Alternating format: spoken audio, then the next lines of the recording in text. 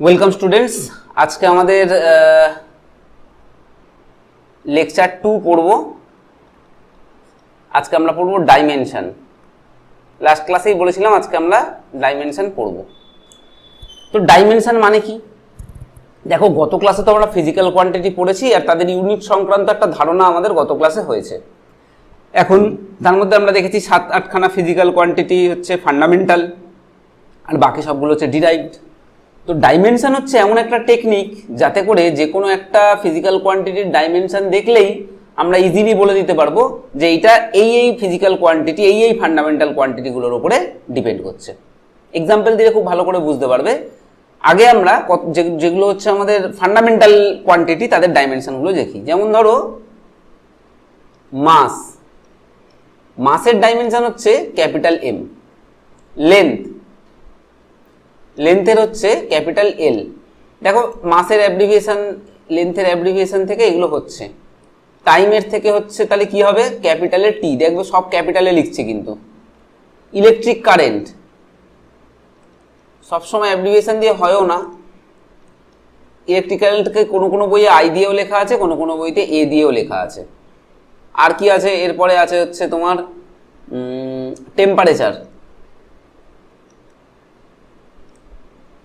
Temperature হচ্ছে theta, যেহেতু একবার টি হয়ে গেছে ওই জন্য এটাকে থিটা দিয়ে লিখছি। অ্যামাউন্ট অফ সাবস্টেন্স,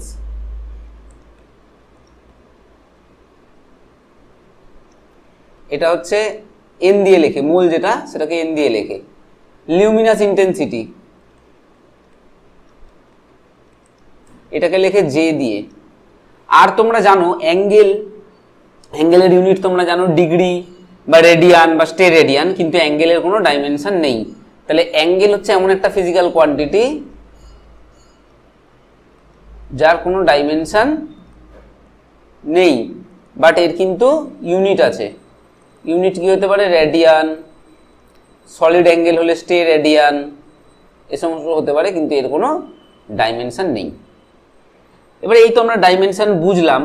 এবার ধরো এই ডাইমেনশন থেকে আমরা কি করে ডিরাইভ কোয়ান্টিটির ডাইমেনশনে যাব, এটা একটু শিখে নিতে পারলেই দেখবে তারপরে কোনো ব্যাপারই না। যেমন ধরো আমি বলছি, ধরো এরিয়া।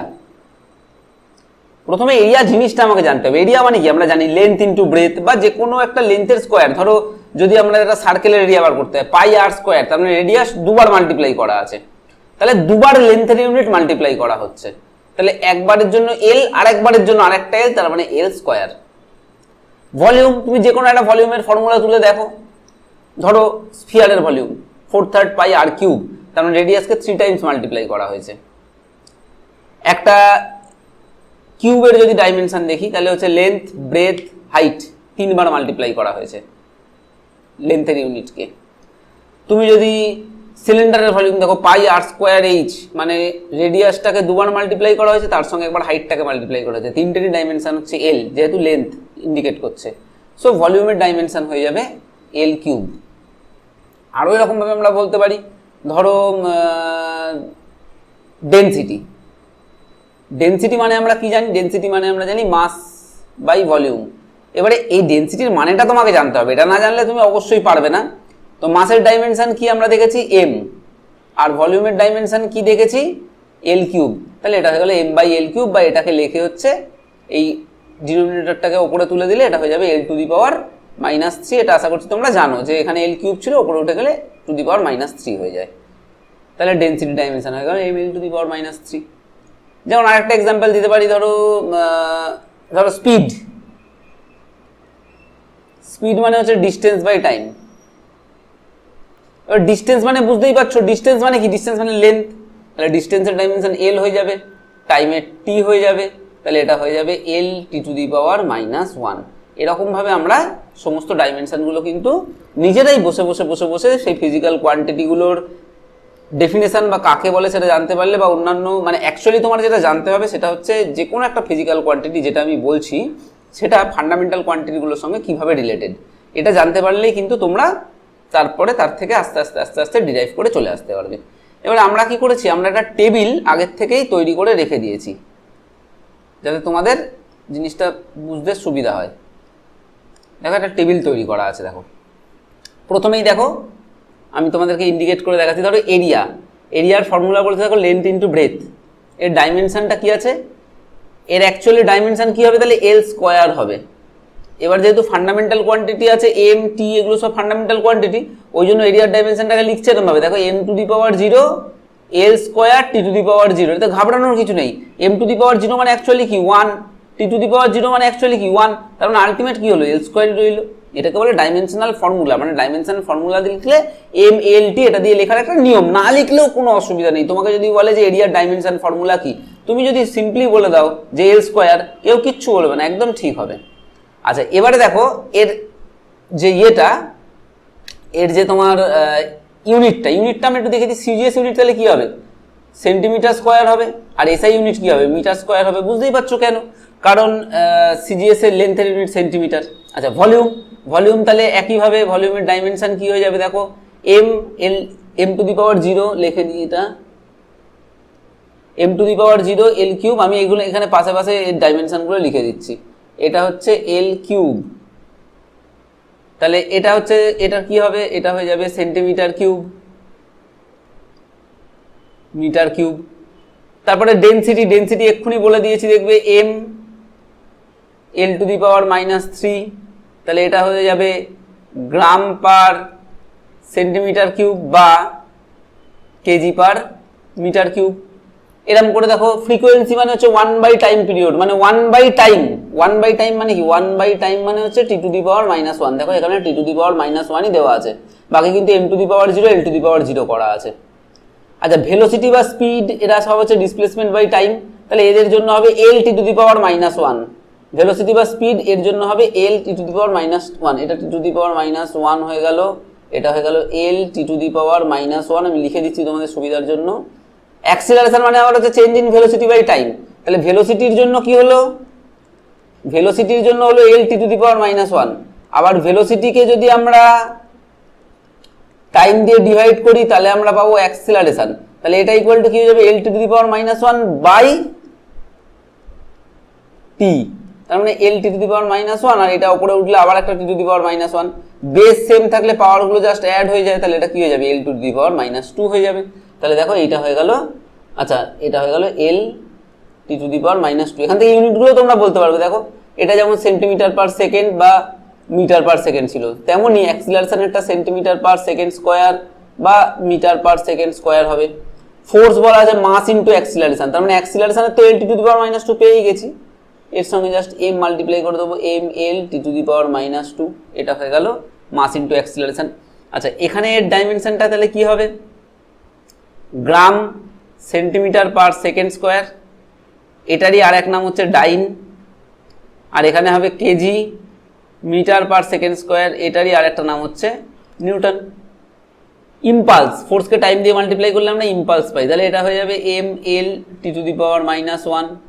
ওয়ার্ক বা এনার্জি এটা আমরা জানি ফোর্স ইন্টু ডিস্টেন্স, ফোর্সের জন্য হচ্ছে M L T to the power -2, তার সঙ্গে একটা ডিস্টেন্স মানে এল মাল্টিপ্লাই হচ্ছে, তাহলে হয়ে যাবে M L square T to the power -2। এই দেখা যায়, দেখো M L square T to the power -2। Power হচ্ছে ওয়ার্ক বাই টাইম, তার মানে M L T to the power -2 যেটা ছিল তাকে আবার টাইম দিয়ে ডিভাইড করবো, তাহলে M L square T to the power -2 কে টাইম দিয়ে ডিভাইড করে দেবো, তাহলে হয়ে যাবে M L square T to the power -3 হয়ে যাবে। বোঝা যাচ্ছে। মোমেন্টাম মানে মাস ইন্টু ভেলোসিটি। মাসের তোমরা জানো কি ছিল, মাসের ছিল হচ্ছে এম, আর ভেলোসিটির ছিল এল টি টু দি পাওয়ার -1। এক্ষুনি দেখেছো, দেখো ভেলোসিটির, এই যে ভেলোসিটির দেখেছি আমরা, এই যে ভেলোসিটির দেখেছি এল টি টু দি পাওয়ার -1, আর মাসের এম ছিল, মাল্টিপ্লাই করে দিলাম। প্রেসার বা স্ট্রেস এটা হচ্ছে force per unit area. Force মানে M L T to the power -2, M L T to the power -2 by area. Area মানে এল স্কোয়ার দিয়ে ভাগ করে দিয়েছি, তাহলে এটা হয়ে গেছে দেখো M L T to the power -2 into L to the power -2। তাহলে বেসগুলো সেম করে দাও, এল এর বেসটা, এই এল এর বেসটা সেম আছে, তাহলে এখানে 1 - 2 টি টু দি পাওয়ার -2 হবে। তাহলে কি হবে M L to the power -1 T to the power -2, এটাই লেখা আছে। দেখো M L to the power -1 T to the power -2। স্ট্রেনের কোনো ডাইমেনশন হবে না। কেন ডাইমেনশন হবে না, কারণ ওপরেও ডাইমেনশন নিচেও সেম ডাইমেনশন। ওপরে যদি লেন্থের চেঞ্জ হয় নিচেও লেন্থের চেঞ্জ, ওপরে যদি ভলিউমের চেঞ্জ হয় নিচেও ভলিউমের চেঞ্জ। তাহলে একই রকম ফিজিক্যাল কোয়ান্টিটির যদি রেশিও কোনো ইউনিট হয়, তাহলে কোনো ফিজিক্যাল কোয়ান্টিটি হয়, তাহলে তাদের ইউনিট বা ডাইমেনশন থাকে না। আচ্ছা, মডিউলাস অফ ইলাস্টিসিটি মানে স্ট্রেস বাই স্ট্রেন। এক্ষুনি তোমরা স্ট্রেসের ডাইমেনশন দেখেছো, আর স্ট্রেনের কোনো ডাইমেনশন হয় না, তাহলে এর ডাইমেনশন কি হয়ে যাবে? M L to the power minus one T to the power minus two থাকবে।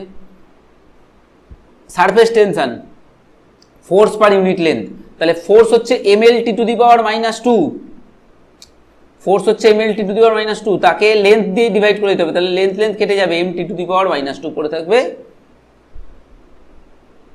সারফেস টেনশনের ডাইমেনশন। দেখো এখানেও তাই আছে, M L to the power zero T to the power minus two আছে, তাহলে এল টু দি পাওয়ার জিরো মানে তো ওয়ানই। সিমিলারলি তুমি এই ফর্মুলাগুলো দেখবে আর একটুখানি কাজ করে নিলেই হয়ে যাবে, একটুখানি পড়ে নেবে। মোটামুটি যেগুলো ইম্পর্টেন্ট সেগুলো আমি বলেই দিলাম। এখানে আর একটা ইম্পর্টেন্ট আছে, হচ্ছে এই কোএফিসিয়েন্ট অফ ভিসকোসিটি ইম্পর্টেন্ট আছে, এটা হচ্ছে M L to the power minus one T to the power minus one, এটা আমাদের কাজে লাগে বলে বললাম। আর এর ডাইমেনশনগুলো যখন পেয়ে যাচ্ছ তুমি, এর ফান্ডামেন্টাল ইউনিটগুলোও পেয়ে যাচ্ছ। যেমন এর ডাইমেনশন তুমি যখনই জেনে গেলে, এর ইউনিট তুমি নর্মালি জেনে যাবে, gram, centimetre inverse, second inverse. দেখো দেখেই বুঝে গেলাম, এখানে KG, metre inverse, second inverse, যে কোনো একটা ইয়ে ধরো। Surface tension M T to the power minus two, কী বলে দিতে পারবো তাহলে? KG second to the power minus two, বা কেজি পার সেকেন্ড স্কোয়ার। এখানেও কেজি, সরি এটা হচ্ছে gram second to the power minus two, এখানে KG second to the power minus two.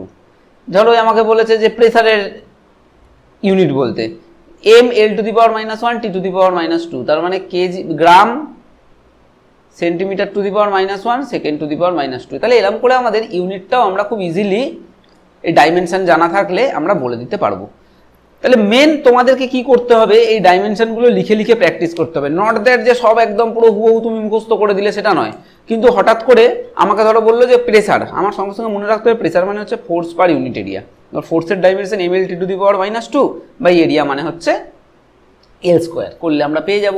তো কিছু কিছু ফিজিক্যাল কোয়ান্টিটি যেগুলো আমি প্রথমে দেখালাম, এই প্রথম থেকে এই তোমার 10টা না, এই প্রথম থেকে ধরো এই 12-13টা, আর এইখানে হচ্ছে এই কোএফিসিয়েন্ট অফ ভিসকোসিটিটা, এগুলো তোমাদের কিন্তু একটু মনে রাখতেই হবে। যেগুলো আমি আর কি ডিরাইভ করে দেখালাম, এই ডাইমেনশনগুলো মনে রাখতে হবে।